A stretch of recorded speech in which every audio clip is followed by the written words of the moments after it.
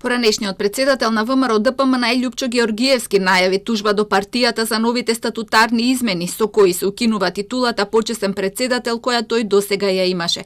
Георгиевски, кој е председател на ВМРО Народна партија, смета дека согласно позитивната правна регулатива веќе стекнато право како почесен председател на партијата не може да биде одземено и затоа ангажирал правен тим кој на суд ке треба да го докаже тоа. Освен на Георгиевски, титулата почесен председател на ВМРО ДПМН според новите измени му се укинува и на Никола Груевски. Во меѓувреме не стивнуваат реакциите од поранешни и актуелни членови на ВМРО ДПМН кои бараат оставка од Мицкоски.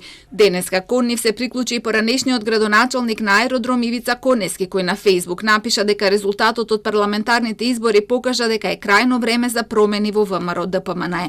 Повеќе од јасно е дека на партијата е неопходен добар тим, раководство со капацитет за обединување и демократизација, кои во моментов се клучни за враќање на довербата кај граѓаните, напиша Коневски. Од ВМРО ДПМН му одговорија дека Коневски тежи минус 4000 гласа. Добро е што не работеше на оваа кампања, па партијата повторно си го врати аеродром. Добро е што Ивица Коневски излезе со став, инаку сликата на печалбар од ВМРО ДПМН не би била потполна, велат од партијата.